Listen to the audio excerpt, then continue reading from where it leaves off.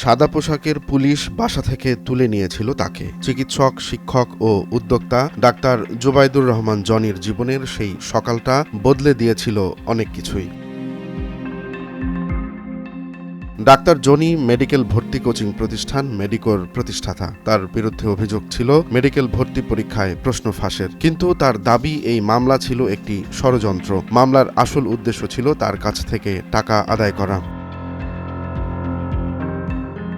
Dhaka reporters ইউনিটিতে এক সংবাদ সম্মেলনে তিনি জানান, তাকে আটকের পর তার স্ত্রীকে ডাকা হয় রাজধানীর স্কাই সিটি হোটেলে। সেখানে ৫ কোটি টাকা দাবি করা হয় মুক্তির বিনিময়ে। ৬ কিস্তিতে পরিশোধ করা হয় ৪ কোটি টাকা। টাকা সংগ্রহ করেন এক সাব ইন্সপেক্টর, দাবি জনির। তিনি প্রশ্ন তোলেন, একজন সরকারি তদন্ত কর্মকর্তা কেন তার পরিবারের সঙ্গে এমন গোপন সমঝোতা করবেন? কেন ভয় দেখানো হয়েছিল তার স্ত্রীকে? এসব কি তদন্তের অংশ নাকি বড় কোনো চক্রান্ত?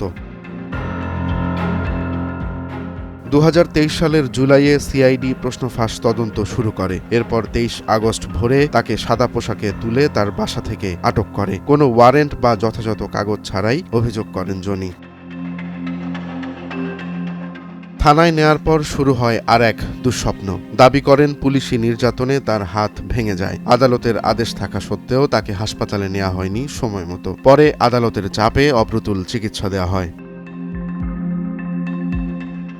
ডাক্তার জনির অভিযোগ, তাকে ২৭ ঘন্টা আটকে রাখার পর আদালতে তোলা হয়, যা ছিল সম্পূর্ণ বেআইনি। তিনি বলেন, তিনি একজন পেশাজীবী হলেও রাজনৈতিক দৃষ্টিকোণ থেকে তাকে টার্গেট করা হয়েছে, কারণ তিনি ছিলেন যুবদলের রাজনীতির সঙ্গে জড়িত।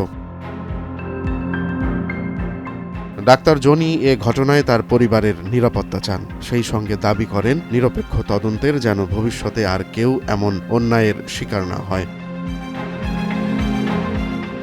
একজন ডাক্তার, একজন শিক্ষক, যিনি তরুণদের ভবিষ্যৎ গড়ার স্বপ্ন দেখাতেন, তিনি এমন প্রশ্ন করেছেন নিজের জীবনের নিরাপত্তা নিয়ে। ৫ কোটি টাকার মুক্তির দাবিতে প্রশ্ন উঠেছে, এটা কি শুধুই দুর্নীতি নাকি এর পেছনে অন্য কোনো হীন ষড়যন্ত্র ছিল? সেটি এখন তদন্ত করে দেখা দরকার।